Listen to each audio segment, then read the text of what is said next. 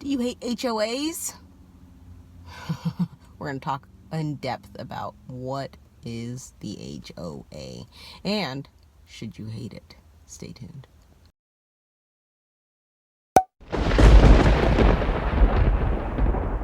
It's Ashley with Keller Williams in Everett.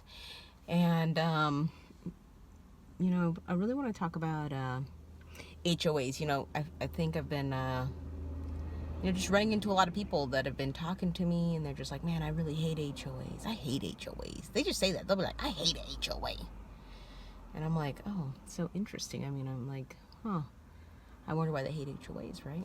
And, when I sort of explore that more, you sort of talk about, like, they just cost so much. HOA's so expensive. Okay, so, yeah, let's break it out. Let's talk a little bit more about HOAs. And before I get started, I do have a promotion going on for new clients. I run promotions in the fall and in the winter and all that stuff. And right now I'm doing a free Ring doorbell at closing and a 1-year home warranty. And I think it's some good perks. So if you're thinking about buying a house and you've come across my video and I can help you out here in the Everett or Marysville or Linwood or really anywhere in kind of like the north metro part of Seattle, give me a call. All right, so HOAs. Okay, so when I sort of think about when people are like, oh man, I hate HOAs, I think that really they're mostly concerned about the cost. Right? Like, oh, it's cost me $300 a month. I don't really understand what HOAs do, or, so they just take my $300, or they're taking my $400. Okay, and first of all, I'm pretty neutral. I'm not defending bad HOAs, right? I mean, there's sort of like bad versions and good versions of everything, okay? And maybe neutral versions, all right?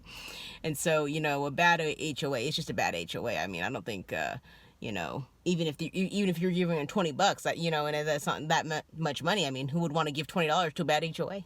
Okay, so, I think it's worth sort of thinking about what an HOA is. We're gonna talk about what that is, and what they might cover. So I'd really like to start with some definitions, okay? Like, what is an HOA? All right, so HOA stands for Homeowners Association, okay? And homeowners associations are organizations that are put together for condos or planned communities.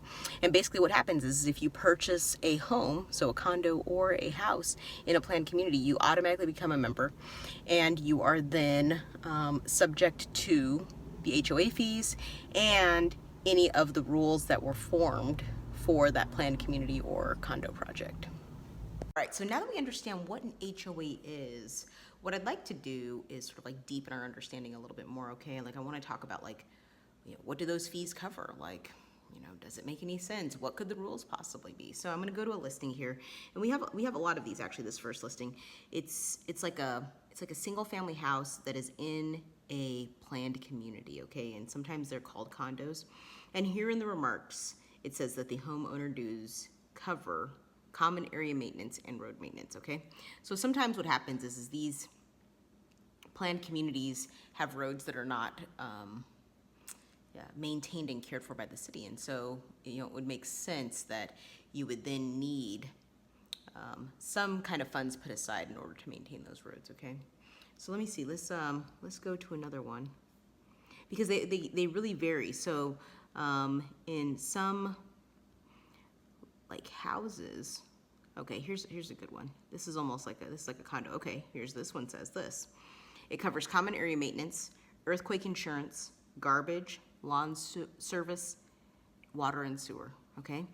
Sometimes the other things that, I don't want to read too many listings because it really varies from home to home, okay? But, they could cover the roof, repair of the roof. And so common area maintenance can mean a lot of things. It could mean like, all the sidewalks and steps and everything that are in that community, including things like the roof that covers everybody's property, okay? So I think that there's sort of a bunch of different ways to think about this. Like that last one that I read you, the dues are $492 a month, okay? There's a lot of ways to think about it. So sometimes what happens in condos is they end up having these things called special assessments. And special assessments commonly occur when there's a very large expense that the condo has to pay. And this might be something like replacing all the siding on the property or replacing all the roofs or whatever, okay? And what they sort of come to is oh, we haven't really been saving enough money, from our dues. Because listen to these dues cover garbage, water, and sewer. So you don't have a water bill per se. Some condos I've seen, they even cover the cost of gas coming to your property, okay? So they really, really vary, all right? And what they find is that they haven't put aside enough money. They go and they get a quote on the cost of replacing the roof, for example, and they find out, okay, well, if we divide that equally according to how much property each owner owns, then we come up with this number. I don't know what it could be, $5,000, okay, or $20,000. So, you kind of have to just sort of like weigh it out, right? Because if you owned a standalone individual house, at some point you would have to put a new roof on it. And, the rule of thumb with maintenance on just a regular house is that you should put aside about 1% of the purchase price every year for maintenance, okay? And you might not use those savings in the very first year, but in 10 years, you may. So, think about this. You buy a $400,000 house, that means you should be putting aside about $4,000 a year. Now, what's 4,000 divided by 12? Right? You see where I'm going with this, right? You're like right around, you're just over $300 a month that need to be put aside, which is almost the same as the HOA dues, except the HOA basically says, okay, you have to put this money aside because these are the dues and they're due every month, okay? And so, it just sort of depends on how you like to handle it. I suppose if you were in an HOA where they had lower dues, or it seemed like they weren't saving enough for those big projects, like having to put on a new roof or resite the whole building or repaint it, or sometimes they have like a really large pieces of asphalt, so like resurfacing the parking lot or whatever. You could put the money aside on your own, and then you'd be prepared for the special assessment, right? So I think it really comes back to understanding the finances of the condo. If the rule of thumb is okay, I need to be putting aside 1%, then, the condo is maybe, in some ways, the HOA in some ways is a bit of a blessing, right? Because it's kind of compulsory, right?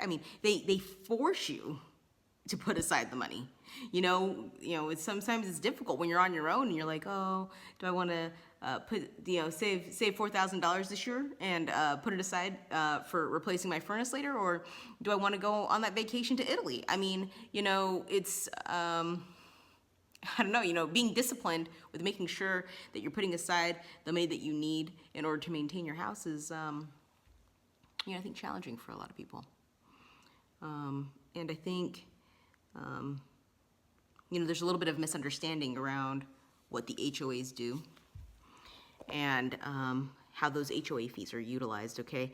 And so, it does, again, I will say this again, it really goes back to individual HOAs. I'm not saying that there aren't HOAs out there that do things that are, in bad taste, they're wasting money on things or doing things that are, not productive. But, they do have to consider, the common maintenance of the building. And the other thing I want to say that I haven't really said yet is if you're buying into a condo community or a planned community where there is an HOA, the best way to make sure those dues are not getting wasted is to join the HOA. You're a member of the HOA, so participate. Go to those meetings. Be on the board. All HOAs need good leadership, so become the HOA president. And then you can, have more control or more direct control at looking at those finances and seeing where all that money is going, and understanding, okay, what do we need to do this year? What do we need to do in the next 5 years, right? Make sure your money's not going to waste. I think that right there make sure you pay your HOA dues if you're in an HOA. And the other thing is participate, be a part of the HOA. I mean, that's how you know for sure your money's not going to waste. I mean, yeah, I mean, I think that's the biggest thing. I mean, maybe that's hard to hear because, you're like, oh, you're busy, you have a lot of things going on. But, I mean, if you're in an HOA, you need to participate with the HOA.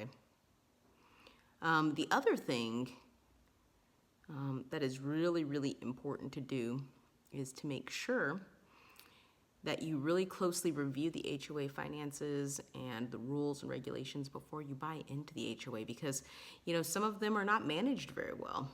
And, I mean, can they turn around? Yes, they can turn around.